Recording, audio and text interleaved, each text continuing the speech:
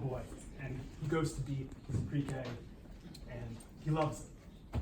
He loves his teachers, and he has wonderful friends, and literally every morning we run to school. It's about half a mile, and he does it because he loves school and he wants to see his friends and wants to see his teachers. But I also make sure he runs because I know that if he doesn't burn off steam on the way to school, he's gonna struggle just to sit through circle time. He's going to struggle at choice time to stay engaged and to interact with his friends and play and have the back and forth that kids at 4 and 5 and 6 should be learning how to do. I have no idea if in a year and a few months when he enters kindergarten, he'll be developmentally ready to read. But I am sure that if he isn't, I don't want there to be any risk that he feels like he's failing or that he loses his love of school because of demands that are put in school and across the board reading expectations. What I do know is he won't be ready for long academic blocks to sit there. I know that he needs reset, and he'll need recess to blow off steam so he's able to focus and get as much as he can. And I want him, in addition to all the studies that have been cited, and I've read them myself, but I trust Magna.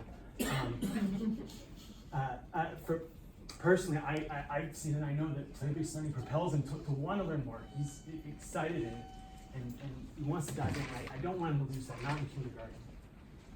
So when I read and heard the letter of the kindergarten teachers, I was concerned. My instinct, like that I suspect of most parents, is to trust the teachers who have devoted their professional lives to teaching and caring for our children.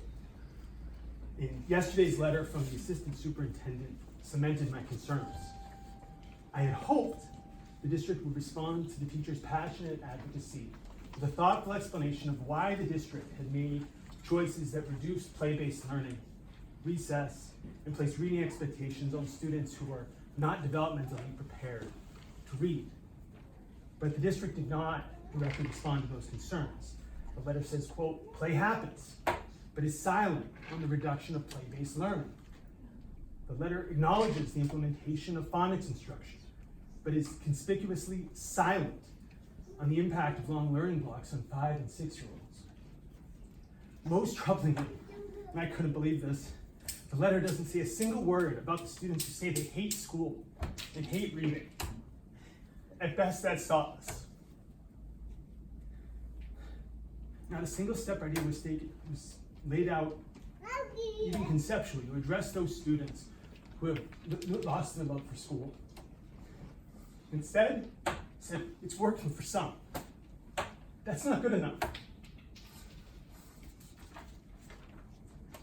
I like to, I have to think that all of you and the superintendent and everyone else in the school district has thought deeply about these issues.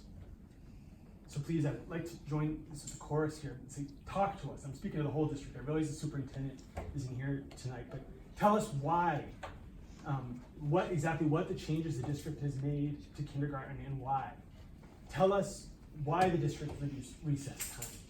Tell us why the district implemented across the board reading expectations. Tell us why the district determined a reduction in play-based learning made sense.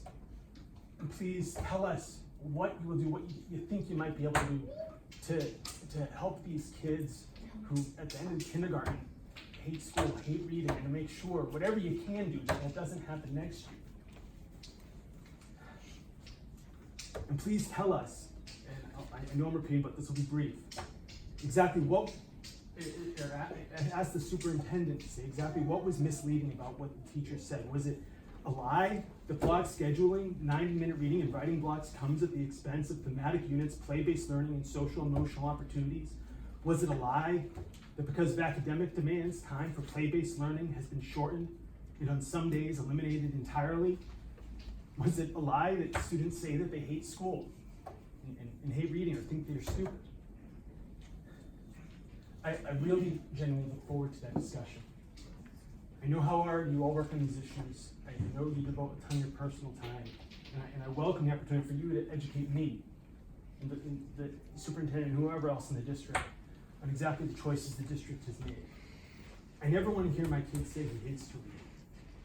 Please do what you can to make sure that doesn't happen to my child or any other kid in the district. Please.